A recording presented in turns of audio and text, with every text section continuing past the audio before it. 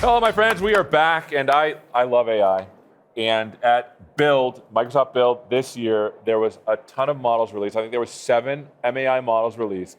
But one of the ones that was super interesting to me, because I'm a dev, is MAI Code Flash. And I have some of the researchers here with us. We're going to ask the hard-hitting questions, and I'm going to try not to sound dumb because these are the smart dudes. Why don't you tell us who you are and what you do? We'll start with you. Hi, everyone. I'm Yang. I'm the research lead of the training part of this model. I'm Pengcheng. I lead the development of my coder, build the model. So this particular model was specifically built with GitHub Copilot in mind. Is that right? So Peng, why don't we start with you? What does that actually mean?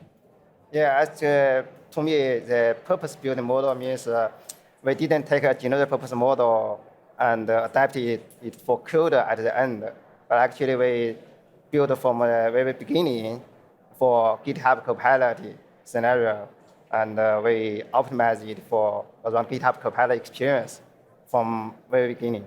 So for those that are like thinking like, okay, MAI Code Flash was optimized with VS Code, with Copilot in mind, what does that mean for people? What it means it's not just generate code snippets.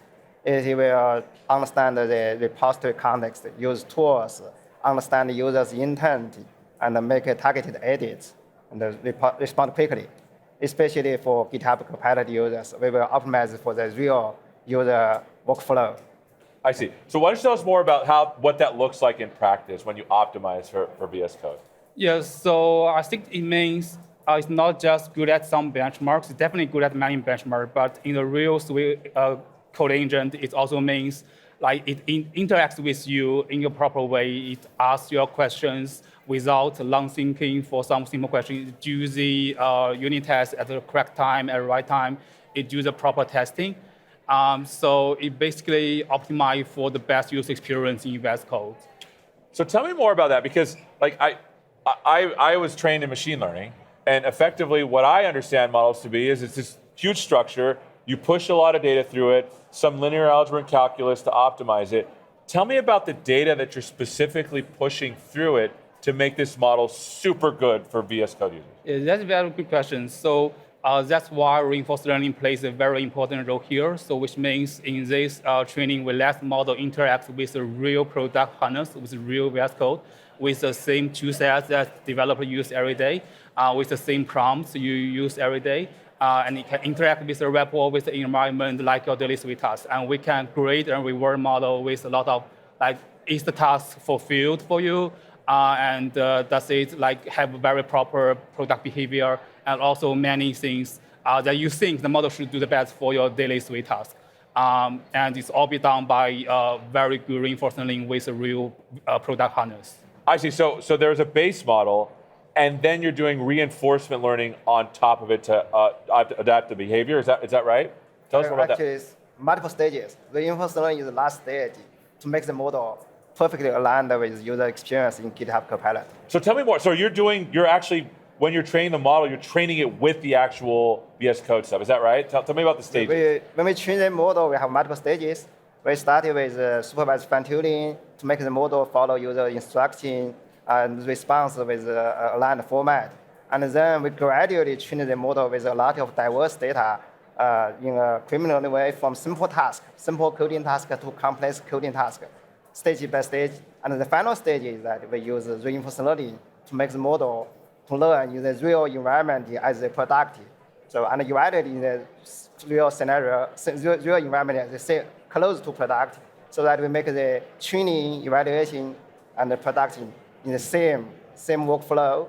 So that's the difference from our model. That's the difference of our model from a general purpose model. And this is so cool, because I want to restate this, because as I'm hearing this, it's kind of super cool. You basically have a base model, and you do supervised fine-tuning first with simple tasks, then with more complex. It's almost like you're taking it to school on how to be a good programmer. Simple tasks, more complex tasks, and then you test benchmarks over the top of that. Is that right? Yes. And this benchmark is not general benchmark. So this benchmark is customized to use the same environment as our product, use the same harness. So it's a purpose-built model Yes. for people that use this harness. Yes. That's really cool. So this is cool. Tell me about the model size, because one of the things I tell people is, hey, if you're doing a generic task and you're not sure, you got to use a pretty big model and then learn and then make a fine-tune a smaller model. Tell me about the model size here and why that particularly matters. Yeah, the MAI code 𝗦𝗫𝗀𝗀𝗃 is a 5B model, active parameter model, but actually a MOE model. So the total capacity is about 137 billion parameter, so which is fairly large. I think model size plays a very important role here. It's like it kind of have a trade-off between the model intelligence, the speed, and the cost. That's the three things that we care about. And with this large MOE model, but with small active parameters, it actually achieves a balance point or sweet point for your daily sweet task. You don't need to waste a lot of tokens, but you still have very powerful models for your daily work. Yeah. So tell me more about that, because you said a 5 billion parameter model, but you're using a mixture of experts. So tell me how that works. So for people that haven't heard that, what does that look like? So basically, imagine it's a neural model and you have a lot of parameters, but in each token, in each inference, we only need to activate a part of them. And that part of them will serve a task. The rest of them can be activated for other tasks, for other tokens.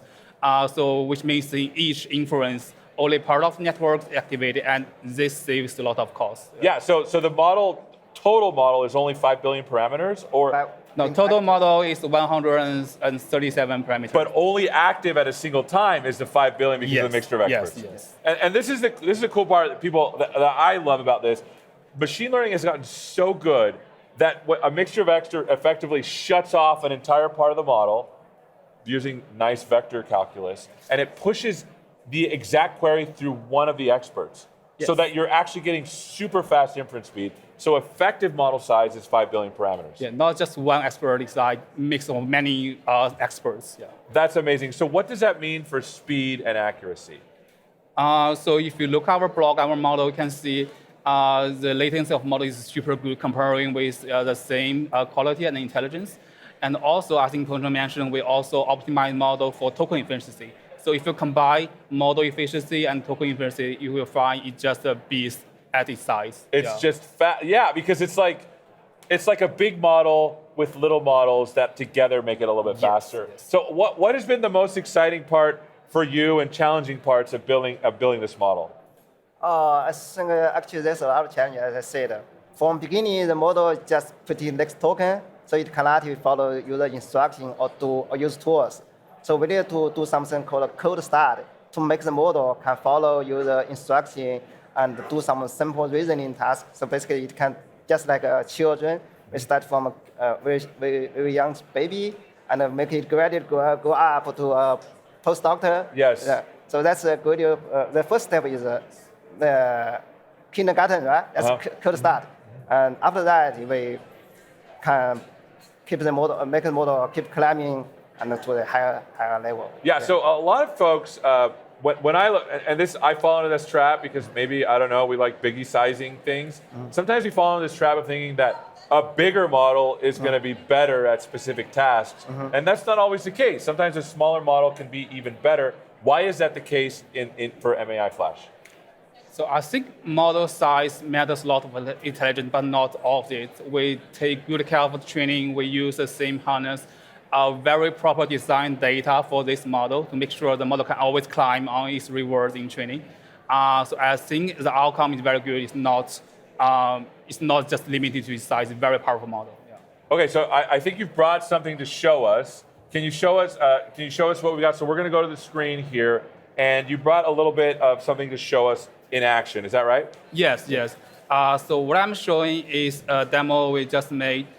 This is using our model in VS Code, developing a front-end web app. You can see the model is very fast. You give it a prompt, it do a lot of things, like the token on the fly is super quick, and use the custom model is trained with VS Code tools and use the native VS Code very efficiently. And in the end, you can see it developed a very nice looking app in a very short time. And I think here's another demo. It's a bit different. The model is prompted to build a I would say, a retro style game. And you can see the UI looks good. We do put a lot of efforts on improving the model's front-end ability. And with the native harnessing training, it's used it pretty efficiently. Yeah, and this is pretty cool because now this particular model is available in VS Code for people to use. Is that right? We are rolling out the model gradually, Okay. and you can use if you got the model, you will see you on Model Picker. So what has been the funnest part about building this model? Because like in this case, you're building a frontier model, but for a very specific use case. What are some learnings that you've had along the way? Learning, I think users' real workflows is important for us to optimize the model for users' purpose. Yeah. Instead of general benchmark. So without using the Copilot 10 minutes grounding task, we cannot make the model work as perfect as today in Copilot. And can you tell us a little bit about how you test these models so folks get a sense for, because you're not just like doing weights, but you're testing these models as they go. Tell us about the testing process. So definitely we have very good benchmark results. If you look at the blog across many benchmarks, I think it's a frontier model at its size.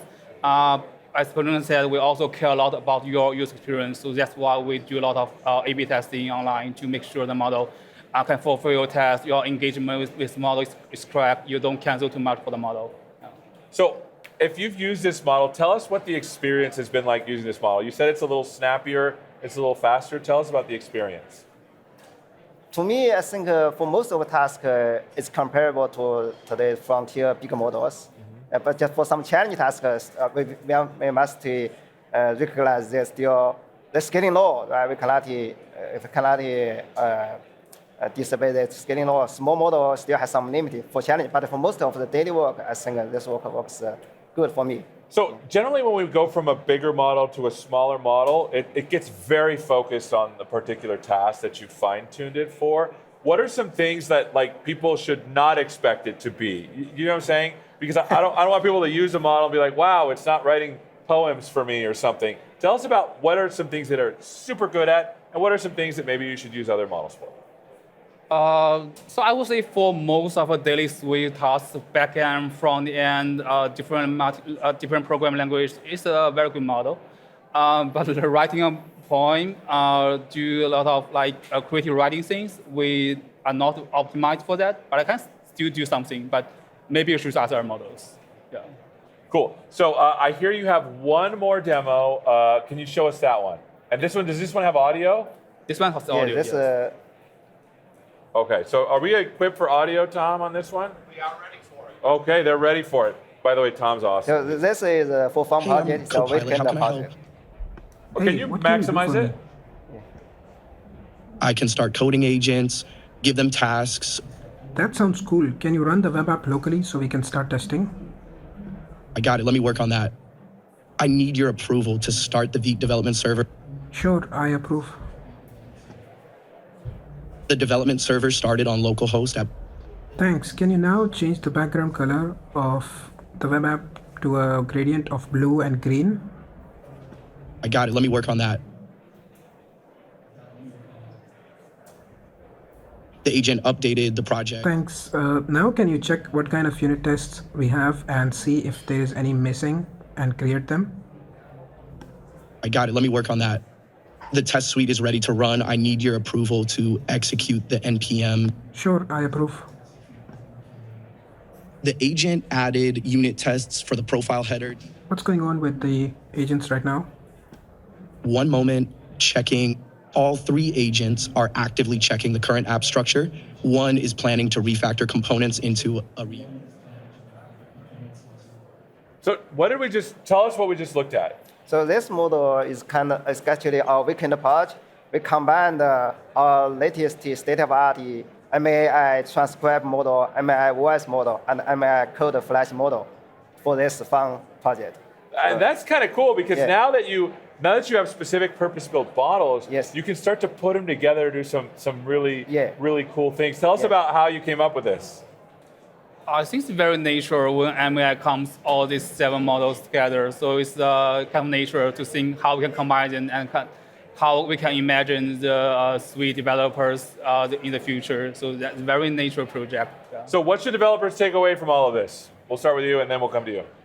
Take away, I think imagination is important, right? We can imagine in the coming few months we have even better things come out. Yeah. Fantastic. What about you? I think my takeaway is we are seriously training the best model for our product, VS Code, and other products. And this is just the beginning of our journey.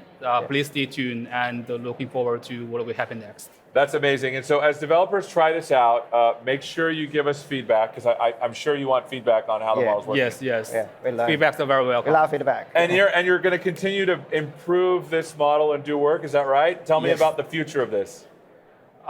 So definitely, I want to mention we need feedback so we can improve the model. And this is a mini-sized model. Just stay tuned for some more powerful beasts. Awesome. Well, thank you so much for spending some time with us. This has been amazing. I'm a nerd. I love this stuff. So thank you so much. And we'll be back right after this. We'll see you.